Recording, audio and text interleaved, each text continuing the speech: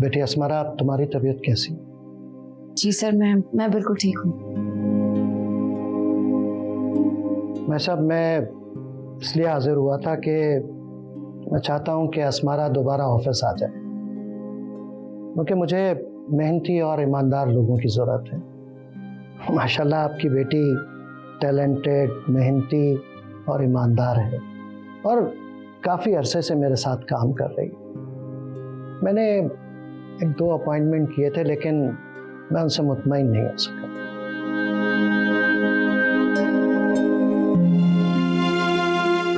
Asmara अगर चाहे तो ऑफिस ज्वाइन कर ले, और अगर नहीं चाहेगी तो मैं इसे मजबूर नहीं कर सकता। मेरे लिए मेरी बेटी का सुकून और फैसला बहुत अहम है। भाई साहब, मैं सिर्फ रिक्वेस्ट ही कर सकता हूँ। सर एक्चुअली उस वाक़े के बाद मैं अपना कॉन्फिडेंस लूज़ कर चुकी हूँ।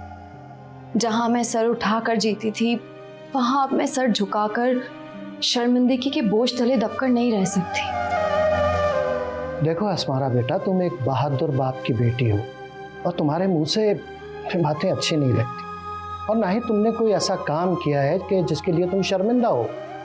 देखो, बुरे लोगों का हमेशा से यही मकसद होता है कि वो अच्छे लोगों की राह में रुकावटें खड़ी करें, अपनी सलाहियतों का लोहा मनवाओ। बेटी, अस्करी साहब बिल्कुल ठीक कह रहे हैं। खुद को बेकसूर होते हुए मुजरिम नहीं समझना चाहिए।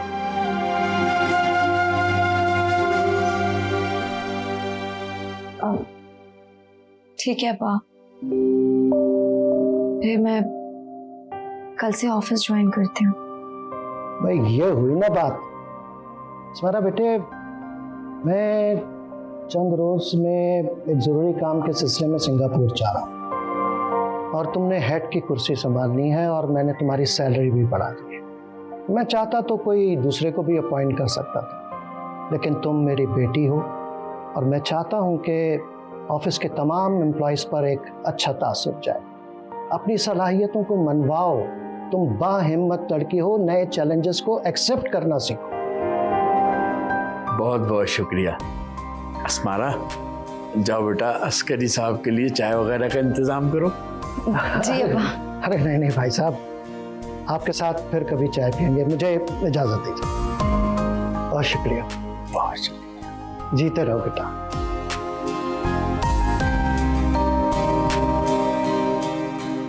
देखा बेटा, अल्लाह कितना रहीम है। जहां लोग आपकी इज्जत गिराने की कोशिश करते हैं, वहीं वो आपकी इज्जत बना देता है। बेशक अब्बा, अल्लाह पाक रहीम है, लेकिन इन सब में आपकी दुआओं का भी अमल दखल है। मुझे मेरे कमरे में ले चलो।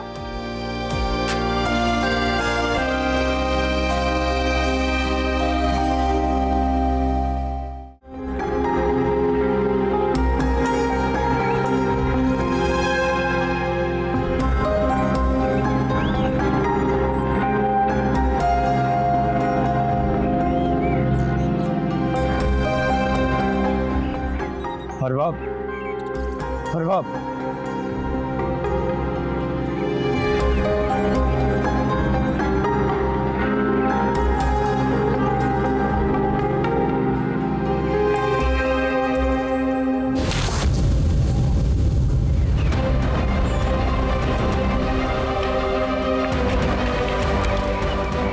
मुझसे दूर रहो।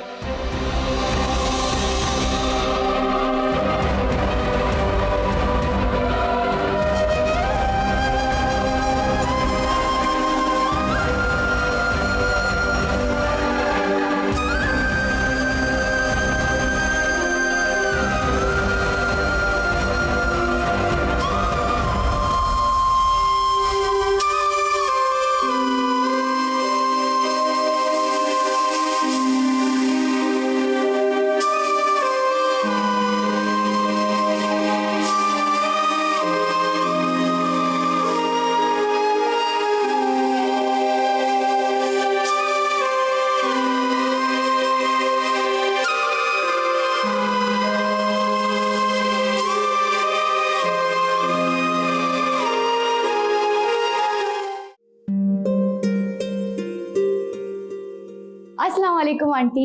वालेकुम अस्सलाम, क्या हाल है, कैसी हो? बिल्कुल ठीक। आज आप किचन में, इसका मतलब है खाना बहुत ही जबरदस्त बनने वाला है। भाई अपनी बेटी के लिए उसकी फेवरेट डिशेस बना रही हूँ कुछ। वैसे चंद दिनों की मेहमान है, सोच रही हूँ कि जितना अपने हाथों से खिला पिला सकूँ अच्छी बात है। चंद दिन की मेहमान, क्या मतलब, मैं नहीं समझी। भाई शादी करके अपने घर भी तो जाना है ना तुमने। अभी कुछ ही दिनों में तुम्हारी सास डेट भी फाइनल कर देगी। वाह, इसका मतलब मैं अभी से तैयारी शुरू कर दूँ। जाहिर है तुम नहीं करोगी तो और कौन करेगा, सब तुमने करना है भाई। मम्मा वो मेरे पेपर्स होने वाले हैं। अरे भाई अब तो तुम्हारे सारे पेपर्स हारे से दिलवाएगा।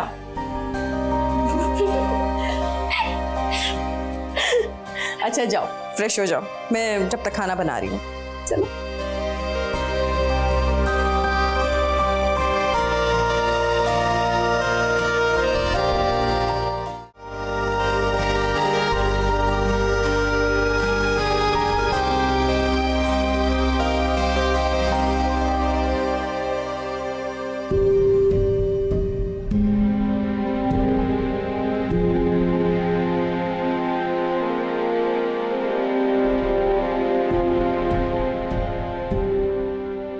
माँ, क्या हो गया आपको?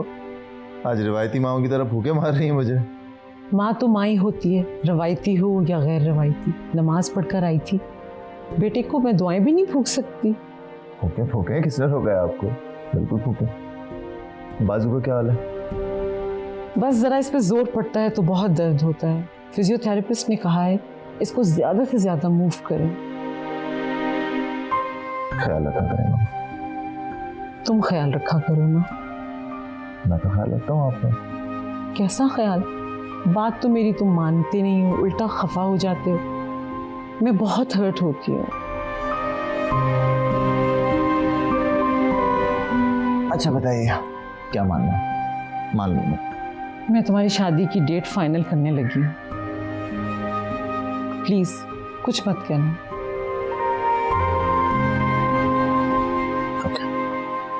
Thank you, Haris. I love you.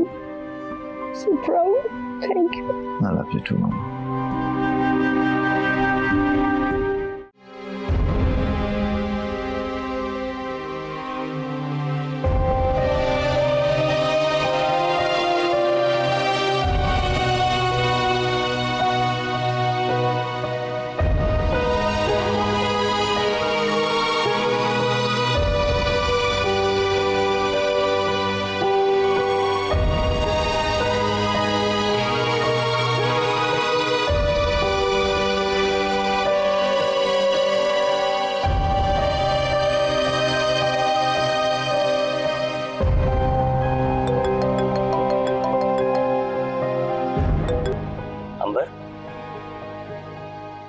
Farhan, मेरी तबीयत बहुत अजीब सी हो रही है।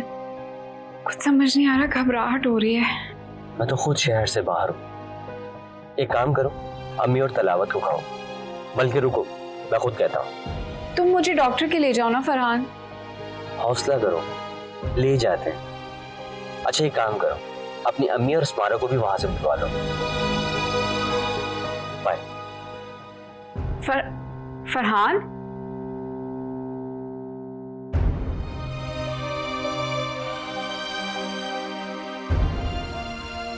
तिलावत और आंटी तो कभी नहीं मानेंगी। ऐसा करती हूँ, अस्मारा को कॉल करती हूँ। अम्मी की निस्बत वो ज़्यादा मेरी बीमारी को सीरियस लेगी।